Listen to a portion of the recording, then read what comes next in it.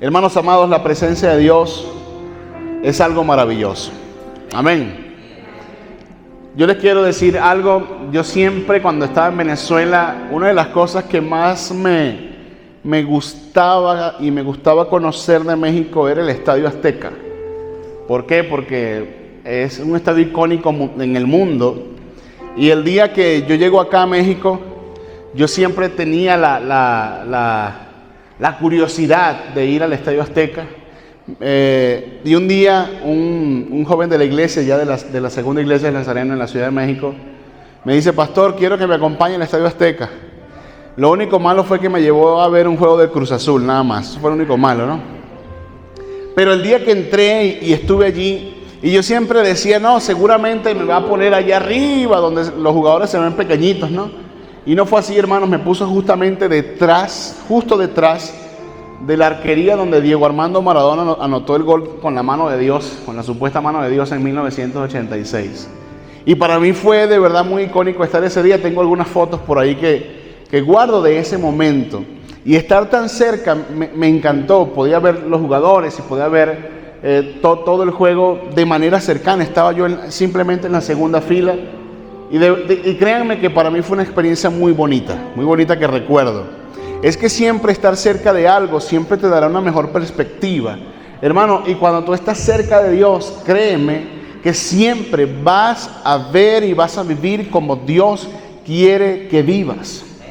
Como Dios quiere que estés. Hermanos, hace unos domingos estuvimos hablando de cómo la presencia de Dios bendijo la vida de un hombre llamado Obed-Edom. Obed-Edom fue bendecido durante 3 meses, pero no solamente durante los 3 meses porque estaba la presencia de Dios en su casa, sino que también Obed-Edom fue bendecido el resto de su vida. ¿Por qué? Por tener la presencia de Dios cercana. Pero ahora vamos a mudarnos de aquel tiempo del Antiguo Testamento al tiempo de la presencia de Dios práctica, de la presencia de Dios hecha hombre. Y hablamos de la presencia de Dios en Jesús. Porque Dios está reflejado en el Hijo y el Hijo es Dios. Y Jesús es la muestra más fehaciente de cómo la presencia de Dios cuando está cerca, amados hermanos, es una gran bendición. Amén. Hermanos, Jesús estuvo cerca de mucha gente, pero tuvo a 12, los cuales estuvo mucho más cerca que cualquier otra persona. La relación cercana de Jesús con sus discípulos fue caracterizada, amados hermanos, por el amor, por la confianza y el compromiso del corazón del Señor con ellos. Él les enseñó y les guió con paciencia y sabiduría, con gracia, compartiendo con ellos sus mensajes de amor y redención. Los discípulos fueron personas bendecidas, hermanos, bendecidas a tal punto que ellos continuaron con el legado que Jesucristo nos dejó de ir por todo el mundo y predicar el Evangelio. ¿Y sabe por qué ellos continuaron esto? Lo continuaron porque tuvieron la presencia cercana de Dios. Hermanos, pero tú te preguntarás cuáles son los beneficios de que Dios esté cerca. ¿Cuáles serán los beneficios de tener cercana la presencia de Dios? Saben, el Señor tiene muchos atributos. Y cuando Dios tiene muchos atributos, eso hace a Dios alguien maravilloso. Nosotros tenemos atributos, humanamente todos tenemos atributos. Muchos sirven para muchas cosas, pero otros servimos para pocas cosas. Digamos, yo me he dado cuenta en este último tiempo que estoy haciendo deporte los domingos, que el básquet para mí es algo para lo cual no sirvo, hermano, definitivamente. Pero observo otros jóvenes que juegan el básquet y veo que definitivamente ellos nacieron para esto, ¿no? Pero seguramente si yo agarro uno de esos jóvenes y lo pongo a predicar, seguramente ellos dirán: ay, la predicación no es para mí. Y todos tenemos atributos importantes, pero Dios, diga conmigo, Dios lo tiene todo. Hermanos, la presencia de Dios cuando está cerca, tenemos la garantía de que viviremos una vida plena en Él, porque a Él no le falta nada, hermano, nada. El Señor, entre tantos atributos que Él tiene y entre tantos nombres que podemos darle al Señor, es que Él es Adonai. Amén. Adonai significa el Señor o mi gran Señor.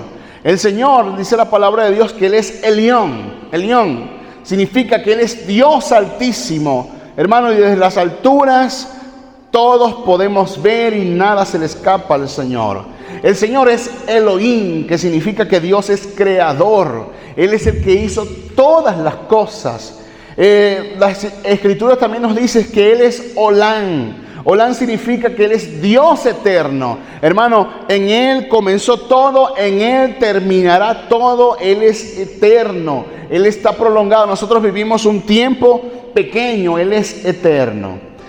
La palabra de Dios también dice que Él es Roy, Jehová Roy, que quiere decir que el Dios que me ve, el Dios que nos observa, el Dios que está siempre observando todo. Nadie se puede escapar de la mano de Dios y nadie se puede escapar de los ojos del Señor. El Señor es Shaddai, quiere decir que Él es todopoderoso. Él todo lo puede, hermanos. Tú y yo no podemos hacer muchas cosas, pero Dios todo lo puede. La palabra de Dios también dice que Él es Emmanuel, Dios con nosotros, Dios que está a nuestro lado. Jesucristo lo dijo: yo me voy, pero dejaré con ustedes al Espíritu Santo, y el Espíritu Santo está con nosotros hoy y nos acompaña. Él es Jehová Jireh, Él es quien provee, hermano. Todo el Señor te provee. ¿Por qué? Porque Él es poderoso para proveer, hermano, no solamente a ti, sino a todas las familias en el mundo. La palabra de Dios dice que Él es Jehová Mekadesh, que significa el Señor que santifica. Hermanos amados, tú y yo no merecemos la gracia del Señor, pero como Él es Dios que puede derramar su gracia, a través de Él, tú y yo somos acreedores del reino de los cielos, porque la palabra de Dios dice: sin santidad nadie verá al Señor. Y no es que nosotros tengamos santidad, sino que Él nos provee de la santidad necesaria para poder ver su rostro. La palabra de Dios dice que Él es Jehová Nisi. El Señor es mi bandera, el Señor es mi orgullo, el Señor es mi todo. La palabra de Dios dice que Jehová es Jehová Rafa, que el Señor sana. Él es sanador, Él es capaz de sanarnos de cualquier enfermedad, de cualquier herida, de cualquier situación en nuestra vida. La palabra de Dios dice que Él es Jehová Roy. Eso significa que el Señor es mi pastor, que Él nos guía, que Él nos dirige, que Él lo es todo, hermano. Cuando no tenemos orientación, en Él encontramos dirección. La palabra de Dios dice que Él es Jehová Sabaoth, que significa el Señor de los ejércitos. Él, hermano, sí sabe pelear. Nosotros no tenemos idea de cómo pelear. Él es guerrero, Él es Jehová de los ejércitos, Él es nuestro defensor. La palabra de Dios dice que Él es Jehová Shalom, el Señor de mi paz. Él es paz, hermanos. Él es paz. Cuando estamos en tormenta, Él sabe traer paz porque Él es Jehová Shalom. La palabra de Dios dice que Él es Jehová Shammah, que significa el Señor está presente, el Señor es mi compañía. Hermano, no estás solo. Amén. El Señor te acompaña. El Señor está contigo. La palabra Jehová viene determinada de una palabra especial que es Yahvé. Yahvé significa yo soy. Y cuando decimos que Él es Yahvé, decimos que en Él existen todas las cosas y por Él vivimos. La palabra Yahvé tiene una pronunciación muy característica, hermano, y es que la palabra Yahvé habla de la vida, de cómo el Señor provee de vida. Incluso la pronunciación de esta palabra ni siquiera se puede distinguir bien, pero mucha gente ha determinado que la palabra Yahvé es como cuando tú y yo respiramos. Yo te invito a que respires. Respira, hermano, respira profundo. Cuando tú respiras, si usted se coloca un micrófono dentro aquí y usted quiere escuchar su respiración, se escucha un sonido muy parecido a la palabra Yahvé. Literalmente, hermano. Es porque en nuestro corazón está ese Dios que nos provee de vida, de existencia. Así que, hermanos, el Señor está cerca. Amén. Y a Él no le falta nada. A ti y a mí sí nos falta todo, hermano. A ti y a mí nos faltan muchas cosas, pero al Señor no le falta nada. Y por eso yo te invito a que hoy tengas e invites a la presencia de Dios a tu vida y creas, Señor, y ores, Señor, necesito tu presencia conmigo. Amén. Denle un fuerte aplauso al Señor si necesitas la presencia del Señor. Hermano, qué importante es tener la presencia del Señor. Pero Jesucristo fue esa presencia práctica, esa presencia íntima.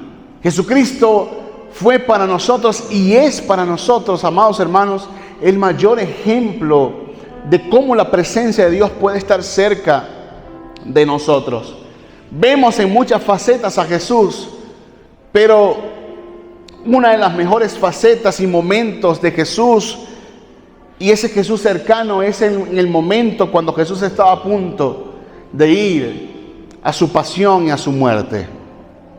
Leímos hace un momento el libro de Lucas, capítulo 22, de los versos 7 en adelante. Yo te invito a que volvamos a ese pasaje, Lucas 22, y nos vamos al versículo 8 al 13, y dice la palabra de Dios: y Jesús envió a Pedro y a Juan, diciendo: id, preparadnos la Pascua para que la comamos. Ellos le dijeron: ¿dónde quieres que la preparemos?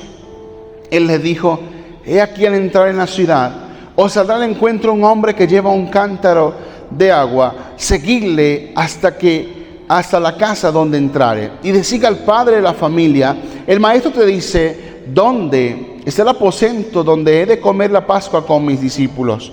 Entonces él os mostrará un gran aposento alto ya dispuesto, preparad allí. Amados hermanos, cuando Dios está cerca, vives con propósito. Cuando Dios está cerca, no vives sin rumbo, no vives sin dirección. Al contrario, cuando Dios está cerca, vives con orientación y vives con propósito. ¿Por qué, amados hermanos? Porque Dios nunca va a improvisar contigo. Dios nunca va a tener un plan mal diseñado contigo. Dios siempre tiene un plan perfecto contigo. Jesús contigo no va a improvisar. Dígale a que está a su lado: Dios contigo no improvisa. Dígale: Dios contigo no improvisa. Él tiene un plan perfecto y adecuado, amada iglesia. Él tiene un plan perfecto y adecuado para ti y para mí. Amados, para contextualizar un poco este momento que Jesús está viviendo, narrado por Lucas y por otros evangelios también, Jesús ya sabe que se acerca el momento de ir a la cruz, de padecer, lo dice más adelante incluso.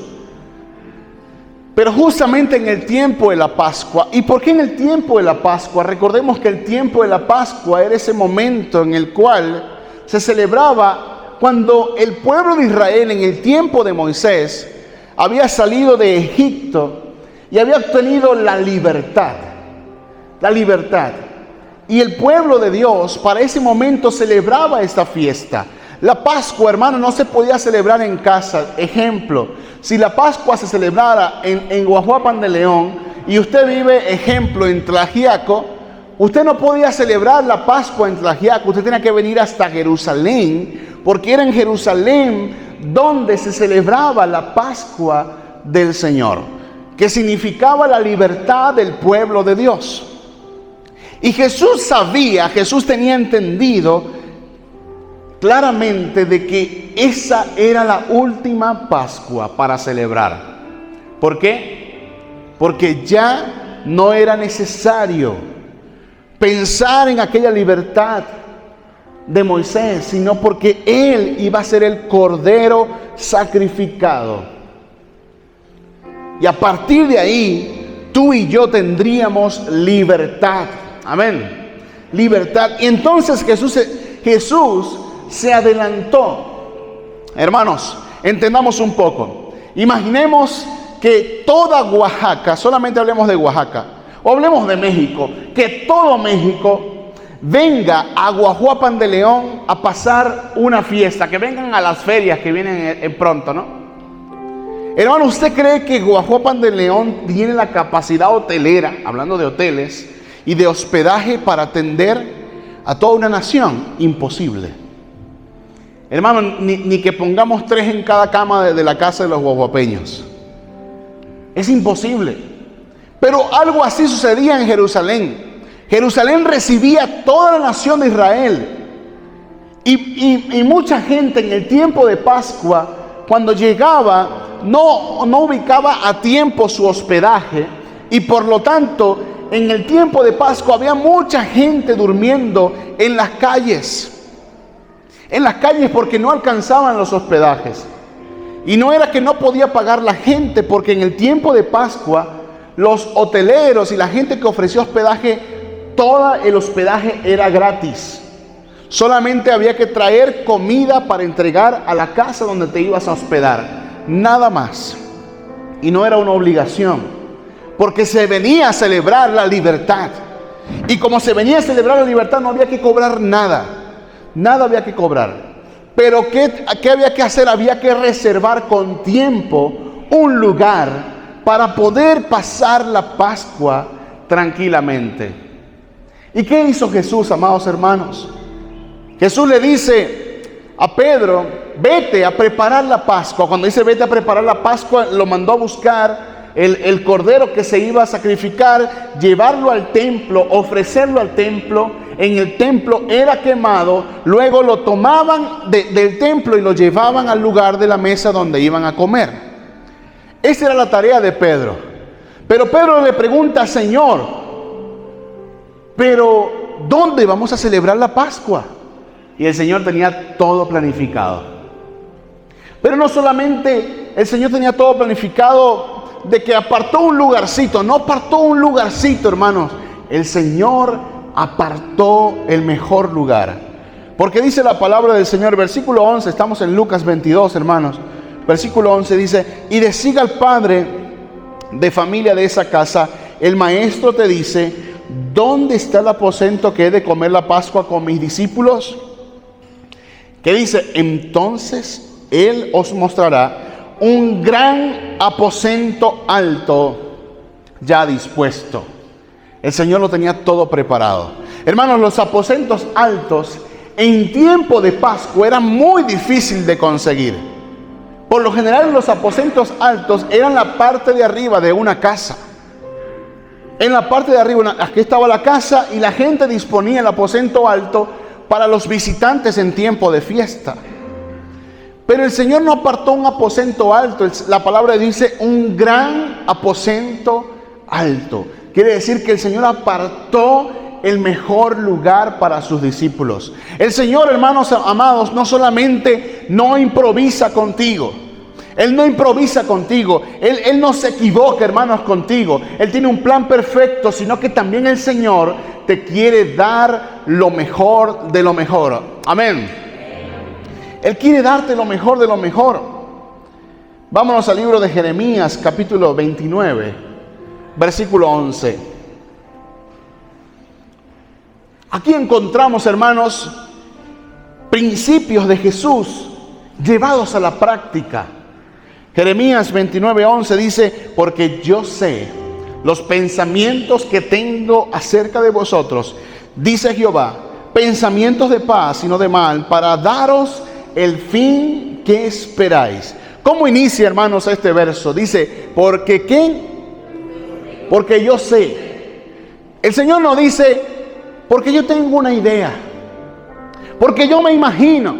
No, el Señor dice, porque yo sé. Hermanos, hay un plan de Dios perfecto para ti que está en la mente del Señor, pero solamente hay que vivir cerca del Señor.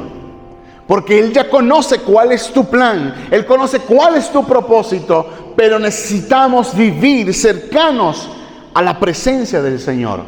El Señor dice, porque yo sé los pensamientos que tengo acerca de vosotros. Hermano, yo no sé si tú conoces los pensamientos de Dios para ti, pero el pensamiento de Dios para ti es pensamientos de paz y no de mal. Él quiere lo mejor para ti, hermano. Él quiere lo más indicado para ti. Él quiere lo mejor y lo mejor para ti. Pero después dice, para daros el fin que esperáis. Hermano, yo te quiero hacer una pregunta. ¿Qué esperas de Dios? ¿Qué esperas de Dios? Lo que estás esperando de Dios, hermano, eso es lo que Dios quiere hacer. Es lo que Dios quiere hacer contigo. Cuando Dios está cerca, hermanos, Él no improvisa contigo. Él tiene un plan perfecto. Cuando Dios está cerca, hermanos, el Señor te dará lo mejor de lo mejor. Pensamientos de paz y no de mal tiene el Señor para ti.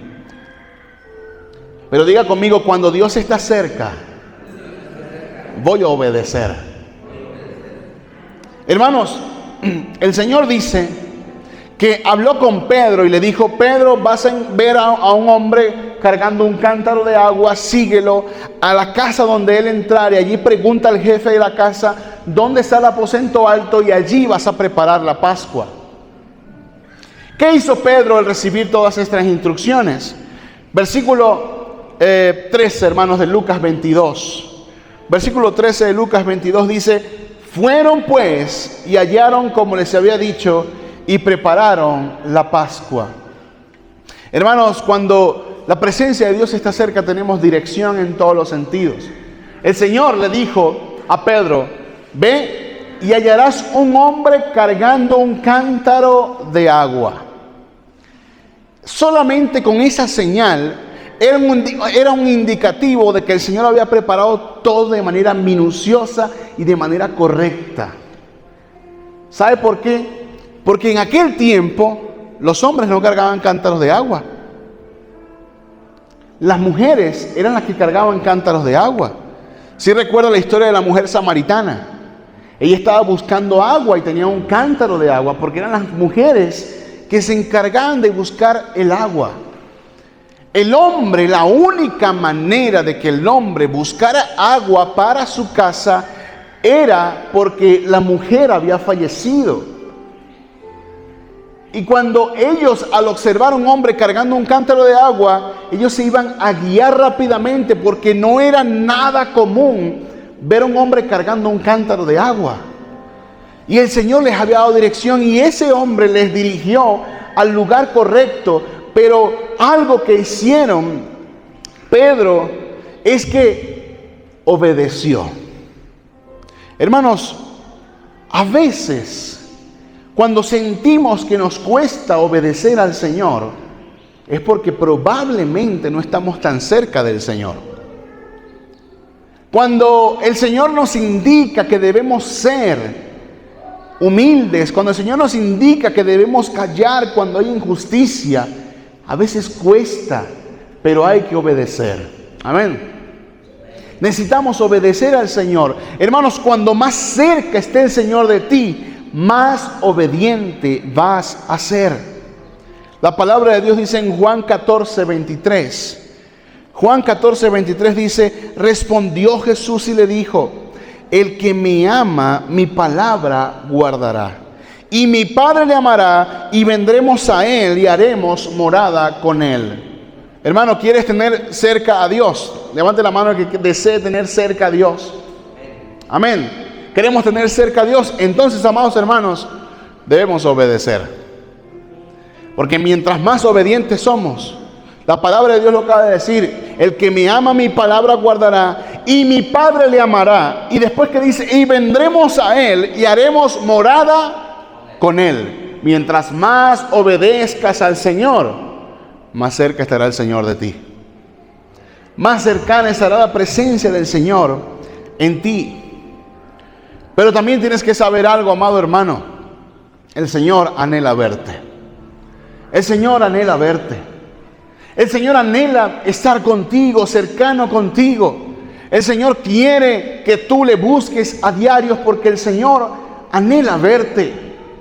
Siempre, en todo momento, el Señor anhela verte. Yo recuerdo en el tiempo, cuando yo era novio de mi esposa, hermanos, que pasamos 2 días sin vernos. Y mire, y eso era como que, no sé, como que el mundo se acababa, ¿no? Ahorita yo quiero desaparecerme 2 días por lo menos, ¿no? No, mentira. Hermanos, hay momentos en que anhelamos ver a alguien. A veces los familiares se van de viaje o tenemos tiempo que no vemos a alguien y pensamos, oh, cuánto me gustaría poder ver a tal persona. Cuánto me gustaría estar cercano de tal persona.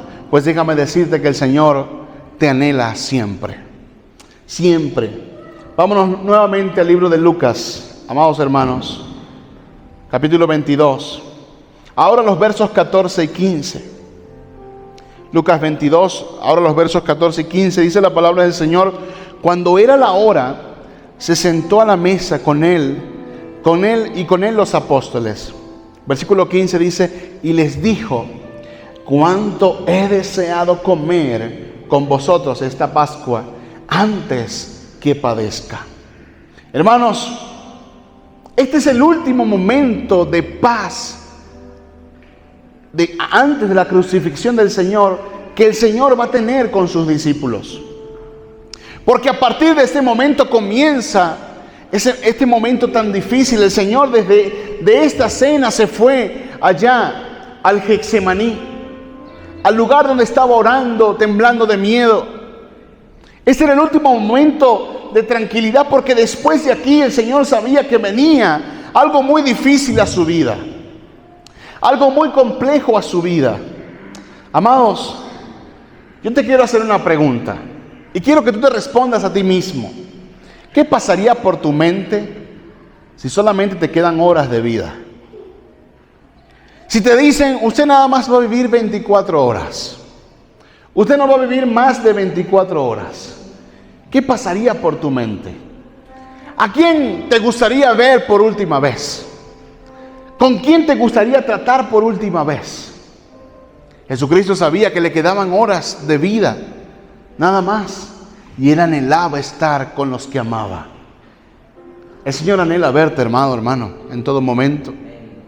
El Señor anhela encontrarse contigo en todo momento. Jesús anhelaba estar con los suyos, con los que amaba, con los que guió, con los que rescató, con los que les dio esperanza. Porque Jesús sabía que ese momento, amados hermanos, ese momento de cena también no solamente era la última cena, sino que también era la cena que marcaba la libertad, no solamente para ellos, sino también para nosotros, hermanos. Esa cena no era cualquier cena, hermano. Esa no era una cena de fin de año, esa no era una cena de acción una cena de acción de gracias, no era una cena común. Era la última cena del Señor con sus discípulos, pero era la cena que marcaba el antes y el después en la vida de nosotros, sus hijos. Era la cena de cercanía, era la cena de amor del Señor, pero sobre todo, hermanos amados, era la cena de libertad. De libertad, porque la Pascua había que matar a un cordero, a un ovejo, y llevarlo y presentarlo. Pero ya el Señor sabía que Él era el Cordero Pascual de ese momento. Y a partir de su muerte y a partir de esa cena, el Señor sabía que no era necesario más sacrificio de cordero, porque venía el sacrificio de Él mismo como el Cordero que quita el pecado del mundo. Esa cena era una cena de cercanía y de libertad sobre la vida de aquellos hombres. Hermanos, participar de la cena del Señor Jesús, es decir, soy libre. Amén. El Señor sabía que al cenar con ellos, por eso anhelaba tanto esa cena. El Señor sabía que cenar con ellos era verle por última vez el rostro a ellos en vida, pero también era saber que a partir de ahora había libertad sobre la vida. A partir de ahora, cualquiera que se acerque al Padre podrá tener y ser libre de pecados. La cena de Jesús quiere decir que somos libres. Libres del pecado, libres de las ataduras, libres de los vicios, libres de la soberbia, libres de la ira, libres de la avaricia, libres de la envidia, de la lujuria, de la pornografía, libres de la pereza, libres de la idolatría, libres de la incredulidad, libres del hedonismo, del narcisismo, libre de las mentiras, del odio, libre de todo aquello que nos aleja del Señor. La cena del Señor es una invitación a ser libres, pero también la cena del Señor es una invitación a que Dios esté cerca de nosotros. Eso es la cena del Señor. Pero hermanos amados, yo les quiero hacer una pregunta. Después de ser libres y vaciarnos de todo el pecado, queda un vacío en nuestro corazón. Hermano, ¿qué pasa si usted se levanta a las 7 de la mañana y son las 5 de la tarde y no ha comido pero ni siquiera un pan con café? ¿Cómo se sentiría? ¿Quién tendría hambre? Levante la mano el que tendría hambre. No, a no ser que le gusta ayunar mucho, ¿no? Hermano amado, cuando tenemos hambre, necesitamos ser saciados, ¿sí o no? Necesitamos comer. Después, hermanos, de ser libres de toda carga en esa cena del Señor, el Señor nos dio pan. Porque el versículo 19 de Lucas 22, dice: y tomó el pan y dio gracias y lo partió, les dijo diciendo: esto es mi cuerpo que por vosotros es dado, haced esto en memoria de mí. Hermano, participar del pan del Señor es participar de su amor, ciertamente. Participar del pan del Señor, de ese pan de vida que nos da el Señor, amados hermanos, es amor, es muestra de que Él no dejó nada, sino que se entregó todo por amor a nosotros. Pero participar del pan del Señor es alimentarse, es sustentarse. Es Jesús en ese sentido, el pan que nos sostiene, que nos alimenta, que nos fortalece. Hermanos amados, algo que me sorprendió muchísimo de México es que cómo aman el pan. Yo creo que después del chile viene el pan, ¿no? O después del taco viene el pan, o allí pues se están peleando ahí en el podio, el pan, el chile y el taco, ahí están peleándose, ¿no? Hermanos amados, pero el pan tiene características importantes que nos alimentan. Claro, en exceso, hermanos, nos saca una barriga así como la de su pastor, ¿verdad? Por eso yo aprendí a comer mucho pan aquí, ¿verdad? Pero el pan de Dios, hermanos, nos da vida, nos da esperanza. Él es el pan de vida. La palabra de Dios dice en Juan 6:35, Jesús le dijo: yo soy el pan de vida. El que a mí viene nunca tendrá hambre. Y el que en mí cree no tendrá sed jamás. Hermanos, cuando Dios está cercano, sabes, hay provisión de vida y provisión de bendición para nuestras vidas. Amén. Pero cuando Dios está cercano, amados hermanos, hay amor. Dígale que está a su lado: hay amor en Dios. Hay amor en Dios. Miren, hermanos amados, mucha gente sufre por falta de amor. Mucha gente sufre por falta de amor. Hay jóvenes que dicen: ay, pastor, yo como que nunca me voy a casar porque nadie me ama, nadie me quiere. Casi que nadie me quiere, todos me odian, ¿no? Se han comido 10,000 gusanitos y nada que llegue el indicado. Y peor aún, hay matrimonios que sufren por falta de amor. ¿Por qué? Porque hay matrimonios que se disuelven por la mentira, se disuelven porque han faltado a su amor. Hay hijos que crecen con rencor en el corazón porque en casa no recibieron el amor necesario, porque papá decidió irse de casa y abandonar la casa. Hermanos amados, hay mucha falta de amor en este mundo. Hace algunos meses, algún tiempo, estábamos en el parque junto con mi hijo Matías y estaba un niño jugando allí. Y si observamos, llevábamos como 1 hora y observamos que todos los niños que estaban allí presentes Todos tenían a un papá cercano, pues pendiente de su hijo, pero ese niño estaba solo. Y en un momento empezó a jugar con Matías, con uno de los triciclos que él tiene. Empezaron a jugar y a jugar. Y mi esposa se le acerca y le dice: hijo, ¿con quién andas tú? Era un pequeño hermano, 5 años, 6 años, como 7 años máximo. ¿Con quién andas tú? Ando con mi mamá. ¿Y dónde está tu mamá? No, es que ella me dejó aquí y fue a hacer tal cosa y ya viene. Y nosotros dijimos: ay, Dios mío, pobrecito este niño.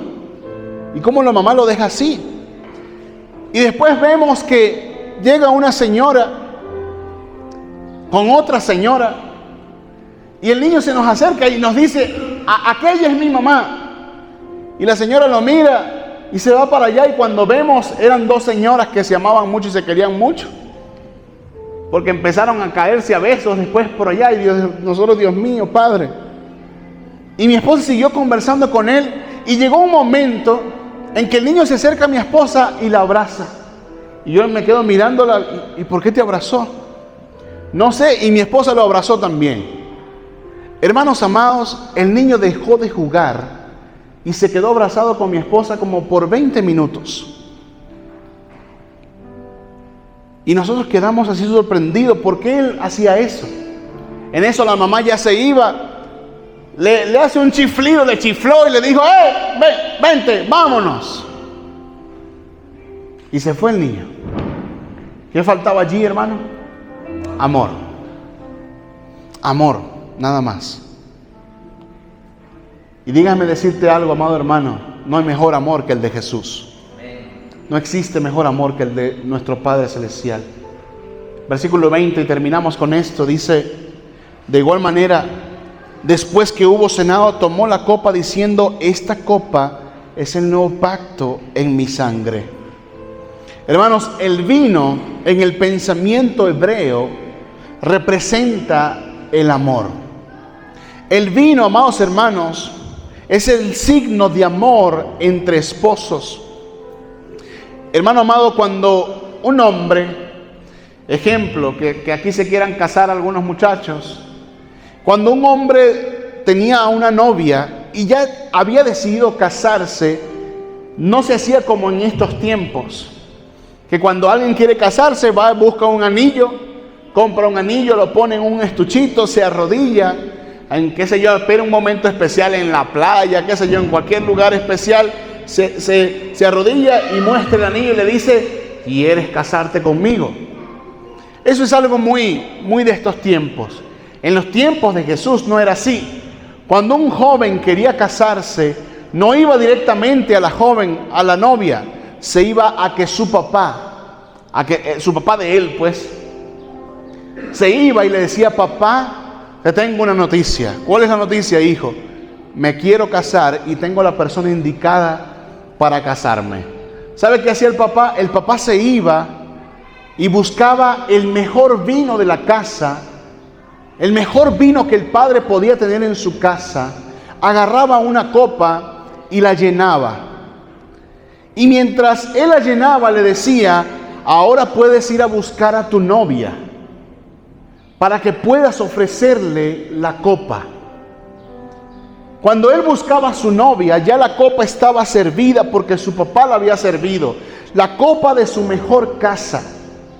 Y el joven tomaba la copa, se dirigía a la muchacha y le decía las siguientes palabras. Esto lo hacían todos aquellos hombres que querían comprometerse en la cultura judía de aquel momento de Jesús.